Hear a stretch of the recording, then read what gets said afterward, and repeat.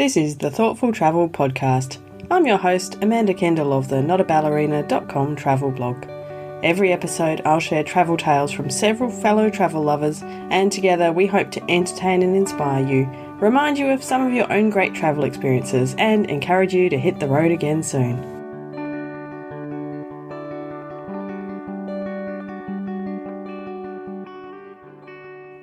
Hello and welcome to episode 265 of the Thoughtful Travel Podcast. This one's a thoughtful one. I mean, aren't they all? But this one's perhaps more ponderous. It's called A Year Without Travel, and it's currently January 2022. And I wanted to take this chance to just have a little look back on 2021, which was, well, I hope it turns out to be one of the weirdest years of my life, because I would really like to think that they'll be different from here on in. So we'll see. So it's just me, and I've got a few things I want to tell you. So obviously it's the beginning of 2022, and 2021 was not the year that we had hoped. Obviously in 2020, the pandemic hit us, took us by surprise. You know, everything was cancelled. It was a weird year, but we kind of made the most of it, and then hoped that 2021 would be better. So I started 2021 with a cancelled trip to New South Wales. I was meant to be in New South Wales, up the coast of New South Wales, and then in Sydney, staying with a couple of different friends for about a fortnight. And not long before Christmas of the year before, we learnt that this was not going to happen because COVID cases had spiked again in New South Wales, and our border here in Western Australia was closed. So we couldn't go, and that was, another cancelled trip. So I have to say that is the last time I booked a trip outside of WA, because I'm not, I really, really get disheartened when they get cancelled. It's something, you look forward to, start to make plans for, and yeah, it's, it's been one of those years where it seemed really unlikely that you could, well, there was no certainty at all. So, so we'll get to more about Western Australia in a minute, and our kind of border situation. But so that was how the year started, and I have to say, it didn't really get better. Now, here's a confession that sounds kind of really wrong for a travel podcaster, is that during 2021, I only spent 4 nights away from my home. 2 nights of those were here in Perth, in a staycation, I suppose, in a nice Perth hotel. Early in the year, the government had some kind of special deal out to encourage people to holiday at home, and my son and I went to, a nice hotel in the city for a couple of nights, or just outside the city. But, and that was great. But obviously, and it did feel like getting away. It's, it's not that we didn't enjoy it, but it's not the same. I mean, we didn't really experience anything particularly new or different. But, it is. I still do love just getting away. Even the fact that I can't see the housework that hasn't been done is pretty wonderful. Not have to cook and all that stuff. So that was early in 2021.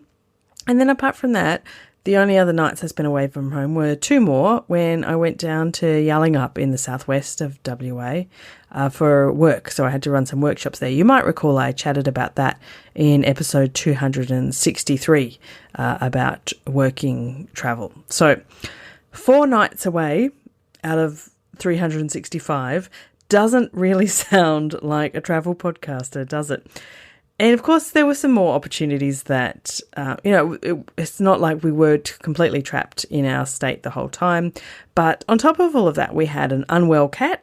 My poor Lucy girl, she's on a lot of medication. So it was kind of tricky to ask others to look after her. And the other thing that within WA, within Western Australia, mostly I think because, so many people often go to Bali once or twice a year. And that was off the cards because certainly the international border was very firmly shut.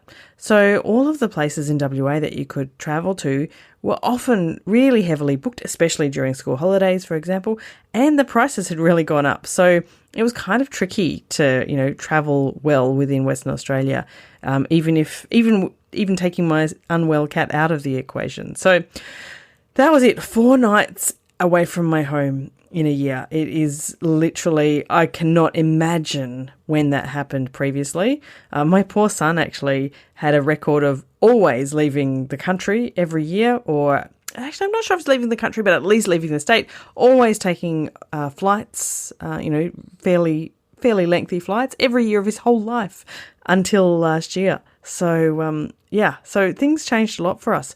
Now, what did this mean? No travel, I have to tell you, means an unhappy Amanda. So I really, I didn't know what else to do. We didn't really have many options, but traveling really is something that's so important to me, and my mental well-being. I think the having a proper break, the getting away from everyday life, and the stimulation and inspiration of being in new places, and missing out on that. I didn't have an awful, terrible year, but it was a bit, I guess bland is the best word for it. I still did have, I must confess, some really nice things happen in 2021, and some of them are absolutely related to the podcast. So as an example, you might recall I did the Rise Travel Institute certificate course during 2021. You might remember my episode, which was my capstone project for that certificate. And that was a fabulous, exciting course. I got to meet amazing people. And as a result of that, I'm getting, more involved with the Rise Travel Institute, to the point that I've actually just been elected to the board of Rise, which is super exciting. Vinci, the director, is amazing, and all of the people who work, who are involved with Rise, are just really cool people. I guess it's an organisation that really speaks to exactly all the things I'm passionate about. So there were some good things. I also got to see my son graduate from primary school here after 8 years at his local primary school, and now he's getting ready to start high school in less than a couple of weeks. So that's exciting. I had lots of lovely work in my kind of social media day job, lots of wonderful clients. I was also much more mindful about really regularly catching up with my good friends, because we knew that lockdowns could happen at any moment. Basically, here in Western Australia, if we had one or two cases of COVID, there would be a lockdown of the whole city. So it happened, I think, 3 times over the year, but only for a week or so at a time, never longer than that, because they lock down really fast. So, but we did know that this could happen at any moment, so we were always trying to make sure we got in our catch-ups.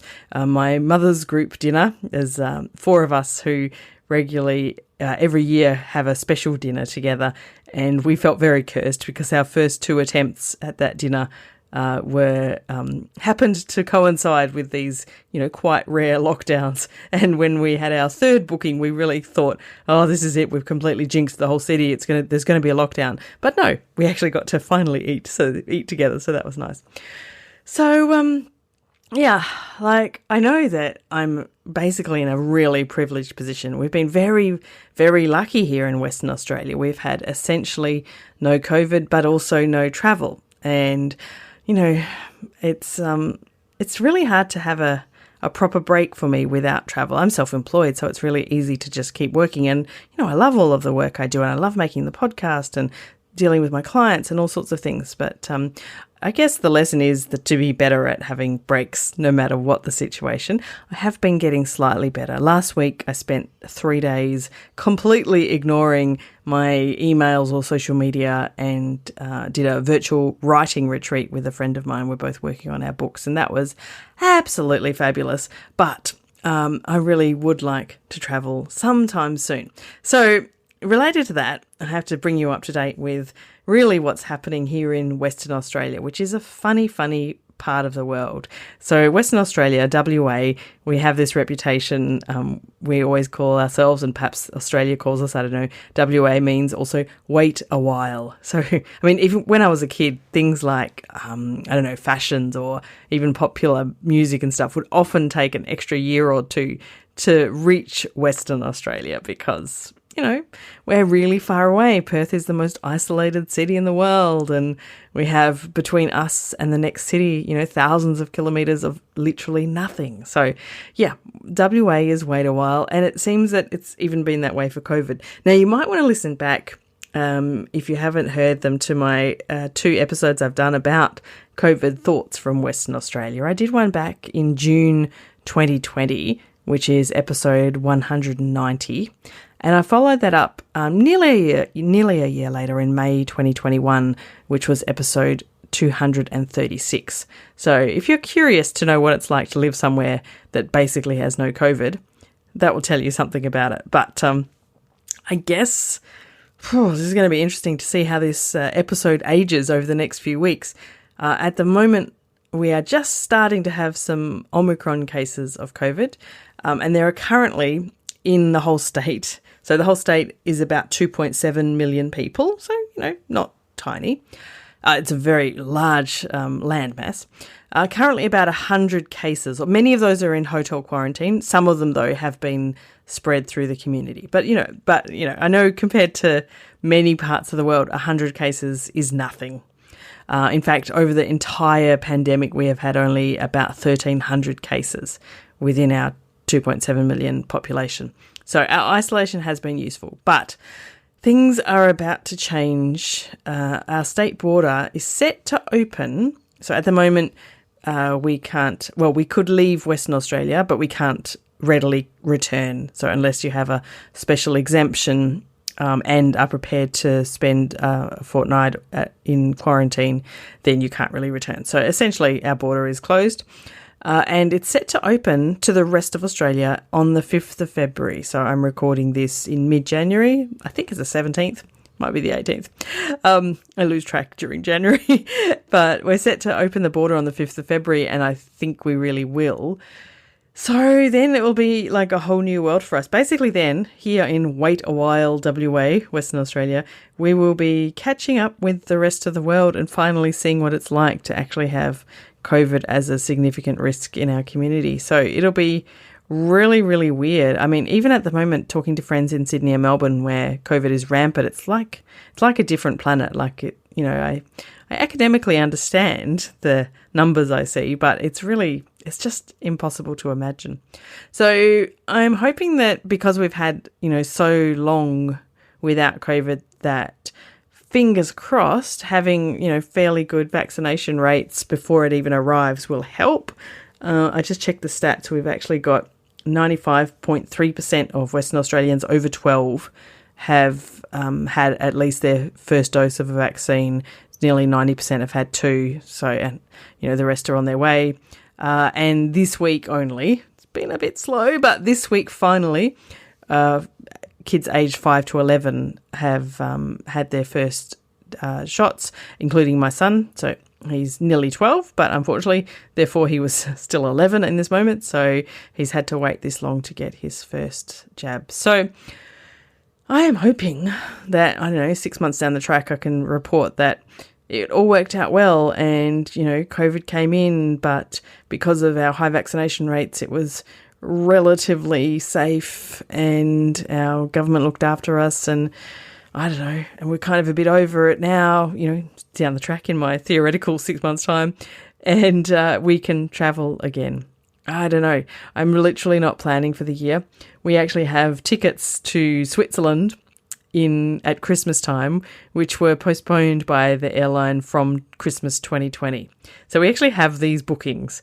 I have no clue right now, 11 months away, if I will even, who knows? I just don't know. We have those bookings. We'll wait and see. Who knows what we'll do? I really, really can't imagine. So we will see. I would really, really like to travel soon. It's enough. I have been here in Western Australia long enough and I'm ready to get out and see the rest of the world again, and if I can safely do so. So we will see. Now, just to finish off this episode, I actually wanted to tell you a little bit about what I've been doing all this summer. So obviously I have not been podcasting. I gave myself a proper break. I have been doing lots of sitting, thinking, reading, relaxing, kind of, I suppose giving myself a decent break. The break that I haven't been able to have by travelling because I haven't been able to travel. So I've got a couple of little clips I want to play you. One is the noise I can hear from my kitchen table when I sit out there on the weekend, which is often when I'm kind of plotting and planning for the year ahead. I live opposite an oval. It's a beautiful oval. It's a park and it's very full of dogs in the morning and the evening. It's a off-lead dog park, so people can bring their dogs along and take them off-lead as long as they're well-behaved dogs. So lots and lots of people there with dogs. But it's also during winter. It's an AFL pitch, so Australian Football League. So Australian football, the one with the oval ball. That's not bad. But what I really love is the cricket in summer. So cricket, if you are and if you know about cricket, it's can take a long time. I always used to tell my students when I taught English, like in countries like Japan or Slovakia, that cricket can take 5 days, one game, and people would be astounded. But they often have 1-day games at the oval at the park opposite me, and I can see and hear it very clearly from my kitchen table, especially in summer. I have the windows open. And it's just a lovely background noise, the odd thumping of the bat against the ball, and now and again a cheer when someone either, the batsman either makes a great hit and gets lots of runs, or the bowling team gets someone out. So I just recorded a little bit the other day. So here's a little snippet of what I can hear when cricket's happening outside my window.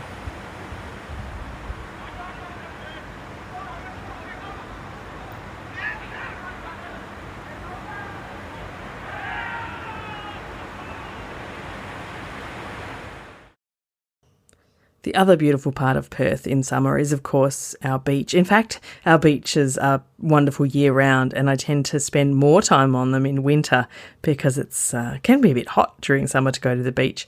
But I did go down there a couple of days ago.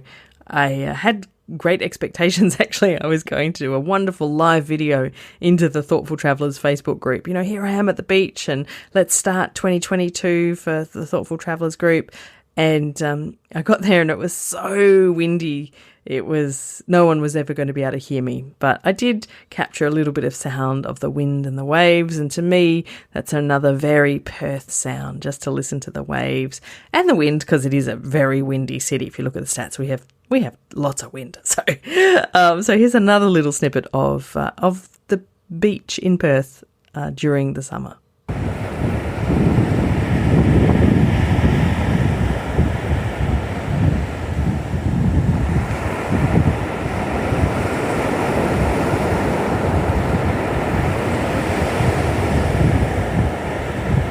So, that's about it for this special update episode.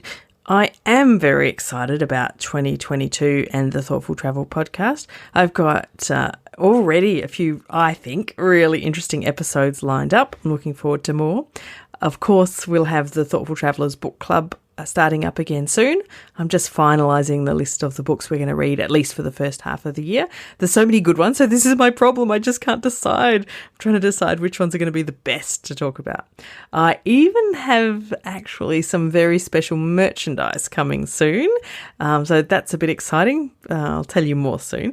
And also some live events in the Thoughtful Travellers group on Facebook. I'm really keen to get people together more, because every time I get to chat to listeners, they are universally fabulous people, and I would like all of you to get to know each other more. So that's going to be happening too. So lots and lots of big plans for 2022. I'm not sure if they'll involve actually leaving Western Australia, but we will see. I'm going into this year with no expectations. So I'm going to leave links in the show notes to a few of those episodes I mentioned, and also to the Rise Travel Institute if you want to check that out. Their main course is starting up again very soon. If you're curious to get involved, highly, highly recommend. At least have a look and see what you think. Don't forget, of course, you can join the Facebook group for Thoughtful Travellers. Just go to Facebook and search for Thoughtful Travellers. And also been starting up for a while, and hoping to ramp up this year, the LinkedIn group for Thoughtful Travellers. Best way to find that is just to go to notaballerina.com/LinkedIn. So all of these links will be in the show notes. For this episode, those show notes will be at notaballerina.com/265. So a belated Happy New Year. I hope you have some fabulous travels this year, and I look forward to chatting with you all again soon. As always, thank you so much for listening.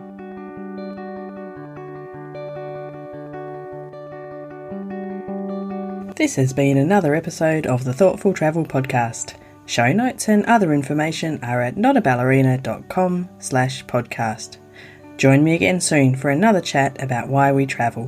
Bye for now.